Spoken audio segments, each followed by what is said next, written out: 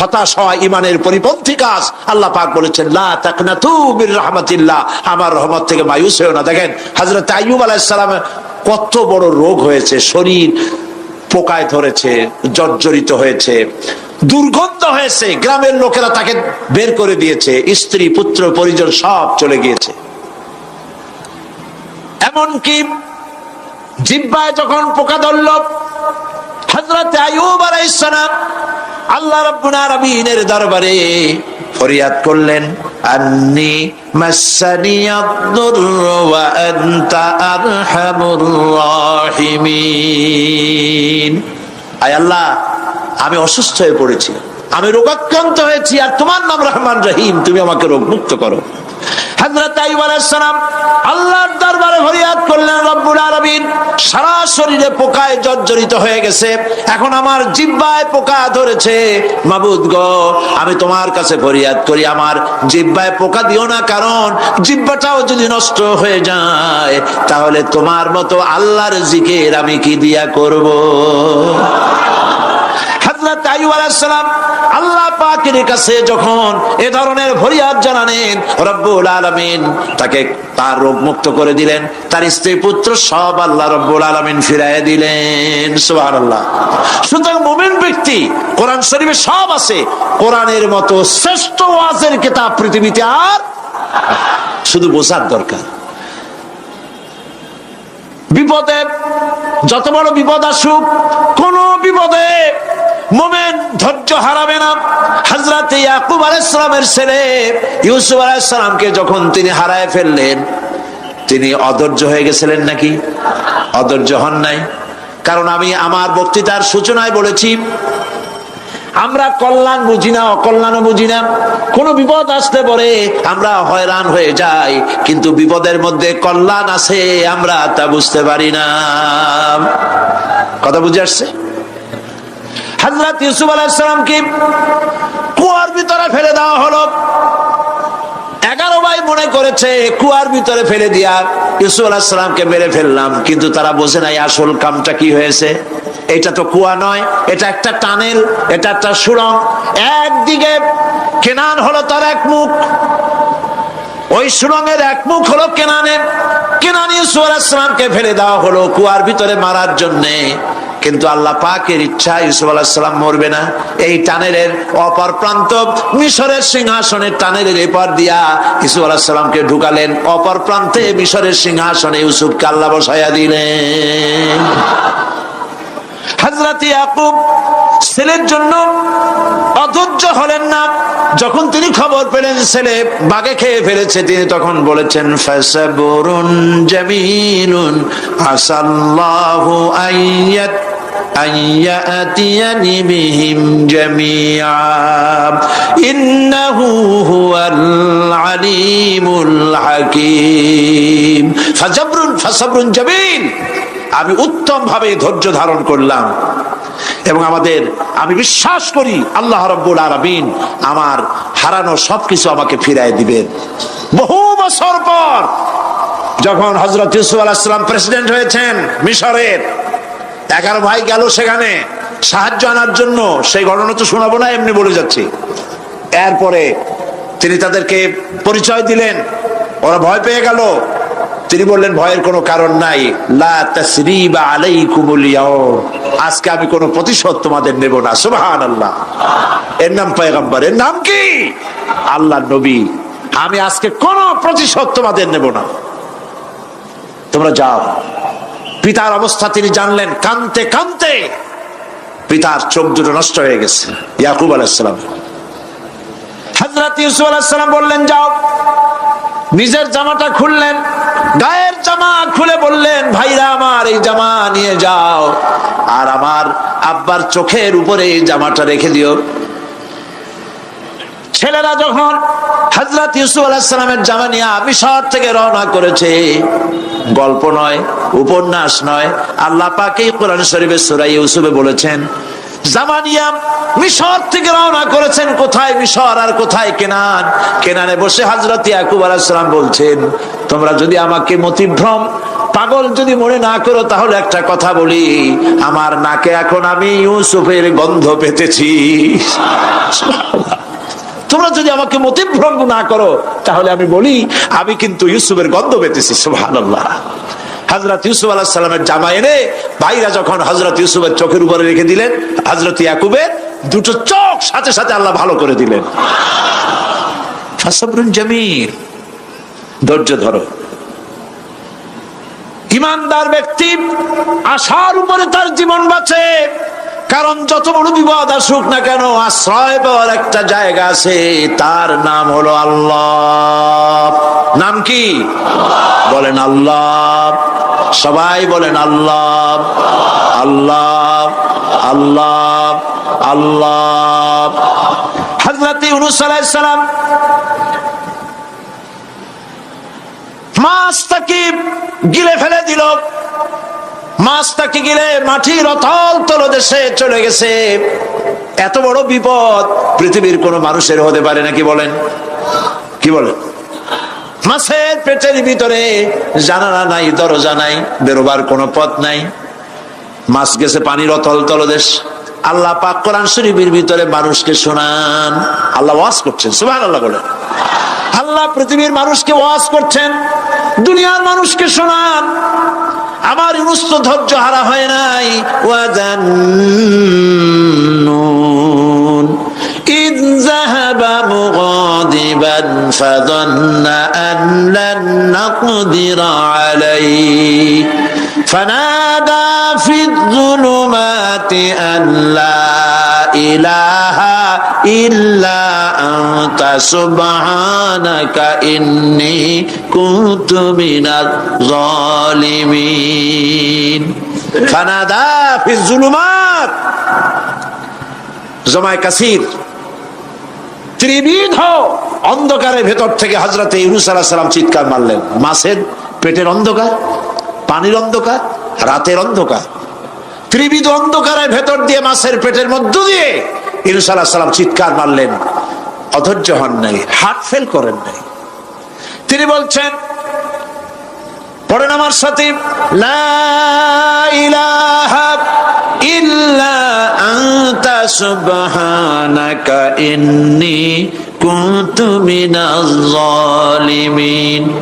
তুমি ছাড়া কোনো ইলাহ নাই, কোনো বস্য নাই, মাবুদ নাই, তোমার পবিত্রতা ঘোষণা করছি। আমি জালিমদের অন্তর্ভুক্ত হয়ে গেছি। ইউনূস আলাইহিস সালাম যখন কাঁদতেছিলেন, আল্লাহ রাব্বুল আলামিন সেই কান্না শুনেছিলেন কিনা? বলেন, শুনছিলেন কিনা? শুনতে পেয়েছিলেন কিনা? পানির ভিতরে কেউ শোনে নাই, মাছের পেটের ভিতরে ইউনূস আলাইহিস সালাম কিভাবে চিৎকার করছেন, মাছের পেটের ভিতরের আওয়াজ পানির ভিতরে কেউ শোনে নাই, জমিনের কেউ শোনে নাই, অন্তরিক্ষে কেউ শোনে নাই, সাত আকাশের ভিতরে কেউ শোনে নাই, কিন্তু আরশে আজিমের মালিক আল্লাহ রব্বুল আলামিন শুনতে পেয়েছেন। সঙ্গে সঙ্গে রব্বুল আলামিন জবাব দিলেন, ফাস্তাজাবনা লাহু ওয়া নাজ্জাইনাহু মিনাল গাম্মি ওয়া কাযালিকা নুনজিল মুমিনিন। পড়েন, ফাস্তাজাবনা লাহু ওয়া নাজ্জাইনাহু মিনাল গাম্মি ওয়া কাযালিকা নুনজিল মুমিনিন। আমি ইউনূসের ডাকের জবাব দিলাম। কে বলতেছেন? বড় করে বলেন, কে বলছেন? আল্লাহ। সুবহানাল্লাহ। আপনারা কি ভয় পাইছেন? ভয় পেয়েছো মুসলমান? আল্লাহ রাব্বুল আলামিন বলেন, আমি আমার ইউনূসের ডাকের জবাব দিলাম। শুধু জবাব দেই নাই, আমি ইউনূসকে তার মাছের পেটের ভিতর থেকে বাঁচায় দিলাম। মাছের পেটের মধ্যে বেদনা শুরু হয়ে গেল, এমন বেদনা হয়েছে মাছ এখন বমি না করে পারে না।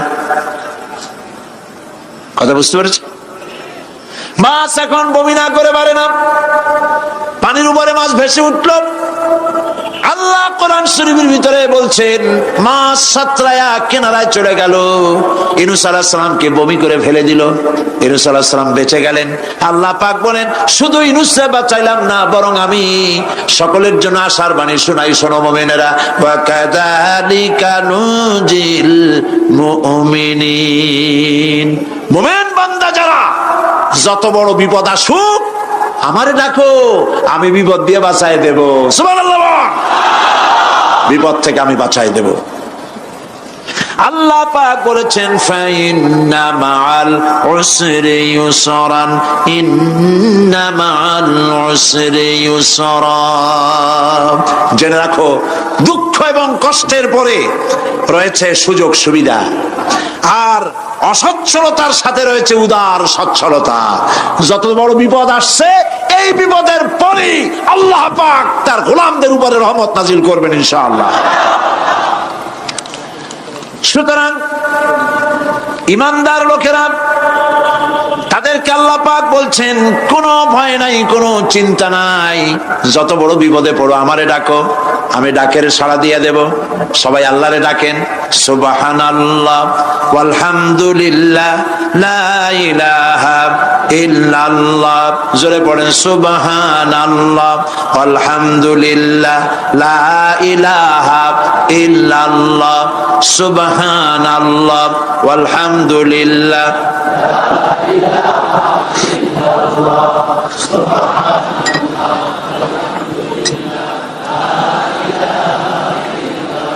লা ইলাহা ইল্লাল্লাহু মুহাম্মাদুর রাসূলুল্লাহ। আল্লাহর উপর ঈমান আনলে যত ফায়দা হয়, এত ফায়দা দুনিয়ায় কোথাও নাই। সুবহানাল্লাহ। আল্লাহর উপর ঈমান আনার ৫ নম্বরের ফায়দা কয়টা বলছি? 5টা বলছি। আপনাদের অসুবিধা হচ্ছে নাকি? তাড়াতাড়ি শেষ করতেছি। 6টা বলবো, 6টা বলবো, এ হলো ৫ম নম্বর। তারপর আমরা দোয়া করব। দোয়ার দরকার আছে কিনা এই সময়? ৫ম নম্বরে আল্লাহর উপরে ঈমান আনলে পরে আরেকটি বড় ফায়দা, সেটা হলো কঠিন এবং কঠোর বিপদে আল্লাহ পাক তার মধ্যে অবিচলতার এবং ধৈর্য ধরার তৌফিক দিয়ে দেন। সুবহানাল্লাহ। যত বড় বিপদ আসুক, সেই বিপদে মুসিবতে আল্লাহ পাক মুমিনদেরকে আল্লাহর উপরে নির্ভরতা শিখায় দেন। সুবহানাল্লাহ। কারণ মুমিনদের জানা আছে যে ঈমানদারদের বিপদ নতুন কিছু নয়, একেবারে আদম আলাইহিস সালাম থেকে শুরু হয়ে আসছে, ঠিক কিনা? আদম আলাইহিস সালামের বিপদ হয় নাই? আদম আলাইহিস সালামের বিপদ কি? শয়তান। তার বিপদ কি? শয়তান ছিল বিপদ। প্রত্যেক নবীর সময়ই মানুষের নবীদের কষ্ট দিছে, দেয় নাই? বিশ্বকবি ইকবাল বলেছেন, সতীজা কা রহা হ্যায় अज़ल से तायम रोज, सतीजा का रहा है अज़ल से तायम रोज, चरागे मुस्तफा भी से शरारे बुलहबीस। আবহমান কাল থেকে শুরু করে মুহাম্মদ সাল্লাল্লাহু আলাইহি ওয়াসাল্লামের চারাগকে, নূরকে, ঈমানকে, ইসলামকে নিভায় দেওয়ার জন্য আবু জাহেলের গোষ্ঠীরা চিরকাল চেষ্টা করেছে। সব চেষ্টা কর্পূরের মতো উড়ে গেছে, মুহাম্মদ সাল্লাল্লাহু আলাইহি ওয়াসাল্লামের চারাগ টিম টিম করে জ্বলতে রয়েছে। আল্লাহ পাক বলছেন, ইউরিদুনা লিইউতফিউ নূরাল্লাহি বিআফওয়াহিহিম ওয়াল্লাহু মুতিম্মু নূরিহি ওয়ালাউ কারিহাল কাফিরুন। ওরা চায় মুখের ফু দিয়া, কারা? কাফেরেরা। ইসলাম সহ্য করতে পারে না যারা, ওরা চায় মুখের ফু দিয়া আমার আলোটাকে নির্বাপিত করে দেবে। আল্লাহ পাক বলেন, ওয়াল্লাহু মুতিম্মু নূরি, আমি আমার নূরকে পূর্ণতা দান করব, তাতে কাফির বেঈমানদের মনের ভিতরে যত জ্বালা হোক, যন্ত্রণা হোক, ওদের কলজা যত পুড়ুক, ইসলাম তার বিজয় পতাকা নিয়ে উঠবেই, কেউ ঠেকাতে পারবে না। আল্লাহ রাব্বুল আলামিন আল্লাহ পাক বলছেন ওয়াকাযালিকা জাআলনা লিকুল্লি নাবিয়্যিন আদুওয়াম মিনাল মুজরিমিন, আর এমনি করে আমি সকল নবীর শত্রু বানিয়েছি সব পাপিষ্ঠ অপরাধ প্রবণ লোকদের। শুনছেন কথা? শোনেন নাই? আল্লাহ পাক বলছেন দুনিয়ার সব নবীদের তাদের জন্য আমি শত্রু বানাইছি। কাদেরকে? যারা সব থেকে বেশি পাপিষ্ঠ অপরাধ প্রবণ। এরা হচ্ছে নবীর দুশমন। এরা সব নবীদের সাথে দুশমনি করেছে। আজও দেশের আলেমদের সাথে দুশমনি করে সবচাইতে বড় পাপিষ্ঠরা। এটা কোরআন। এটা কি কোরআন? জোরে বলেন এটা কি? আল্লাহ রাব্বুল আলামিন বলছেন ওয়াকাযালিকা জাআলনা লিকুল্লি নাবিয়্যিন আদুওয়াম মিনাল মুজরিমিন, সব পাপীরা পাপিষ্ঠরা আমার দ্বীনের দাওয়াত যারা দেয় তাদেরকে জীবনের দুশমন মনে করে। কেন? শোনেন, আমি কারো আর শোনাচ্ছি? আমার আল্লাহর ওয়াজ। অপরাধটা কি? নবীদের বিরুদ্ধে, নবীর ওয়ারিস ওয়ারাসাতুল আম্বিয়া কারা, তো তাদের বিরুদ্ধে তাদের অপরাধটা কি? তাদের অপরাধ সম্পর্কে আল্লাহ নিজে বলেন ওয়ামা নাকামু মিনহুম ইল্লা আইয়ুমিনু বিল্লাহিল আজিজিল হামিদ। এদের বিরুদ্ধে অ্যাকশন নেওয়ার আর কোনো অপরাধ ওদের নাই। ওদের একমাত্র অপরাধ ওরা আল্লাহর জমিনে আল্লাহর আইন প্রতিষ্ঠা করতে চায়। এটাই হচ্ছে একমাত্র। এই অপরাধে নবীদের শাস্তি হয়েছে। নবীরা মার খেয়েছেন, সাহাবায়ে কেরাম মার খেয়েছেন। আমরা তো সাহাবায়ে কেরামের জুতার ধুলার সমান নই, সুতরাং এগুলি আমাদের পাওনা। এই রক্তের বিনিময়, জীবনের বিনিময় আল্লাহ পাক তার দ্বীনকে প্রতিষ্ঠা করবেন ইনশাআল্লাহ।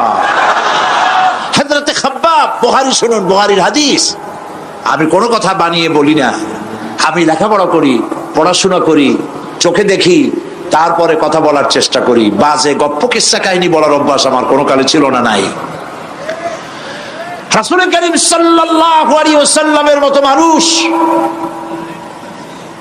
ওনার মতো মানুষ, আহারে, তার চাইতে শ্রেষ্ঠ মানুষ কি পৃথিবীতে আছে? তিনি মার খাইছেন না খান নাই? আহা, কিভাবে তাকে মারলো! গলায় চাদর দিয়ে পেঁচাইয়া আছাড় মেরে ফেলে দিয়ে তারপরে তাকে প্রহার করা হয়েছে।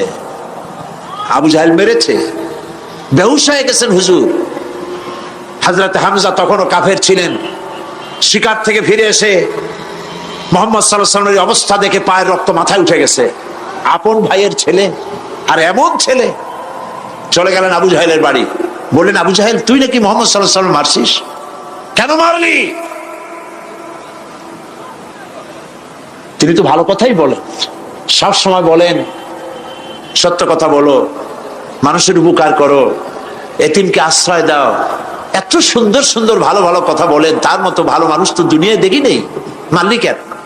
তুই কি মনে করছিস যে আব্দুল্লাহ মারা গেছে বলে এতিম হয়ে গেছে মুহাম্মদ সাল্লাল্লাহু আলাইহি ওয়াসাল্লাম? তোর মনে রাখা উচিত আব্দুল্লাহ মারা গেছে, হামজা মরে নাই। হযরত হামজা ধনুক বাইর করলেন, এক বাড়ি মারলেন মাথার উপরে, মাথা ফাটা রক্ত বেরিয়ে গেল। হামজা হন হন করে হেঁটে এলেন রাসূলের কাছে। হুজুরের অসুস্থ দেহ মোবারক কোলে উঠায় নিয়ে বললেন, বাবা, তার মস্তক মোবারক কোলে উঠায় নিয়ে বললেন, আমি আবু জাহেলের মাথা ফাটিয়ে রক্ত বের করে দিয়ে এসেছি, তুমি একটু খুশি হও। হুজুর বললেন, চাচা, কার মাথা ফাটাইছেন, কার রক্ত বের করেছেন, এই কথা বলে তো আমাকে আপনি খুশি করতে পারবেন না। তিনি বললেন, বাবা, তুমি কি হলে খুশি হও? তিনি বললেন, আমি খুশি হই চাচা, তোমার মুখে যদি একটা বার আমি ঈমানের কলেমা শুনতে পাই। হযরতে হামজা বললেন, মুহাম্মদ সাল্লাল্লাহু আলাইহি ওয়াসাল্লাম, আমার বুঝতে মোটেও কষ্ট হয়নি, তুমি কোনো সাধারণ মানুষ নও। সাধারণ মানুষের প্রতিশোধে তুমি বিশ্বাসী হতে, খুশি হতে, প্রতিশোধে বিশ্বাসী হওনি, তুমি অবশ্যই আল্লাহর নবী। আমি আল্লাহকে সাক্ষী রেখে, আমি তোমাকে সাক্ষী রেখে ইমানের কালেমা ঘোষণা করছি, লা ইলাহা ইল্লাল্লাহু মুহাম্মাদুর রাসূলুল্লাহ।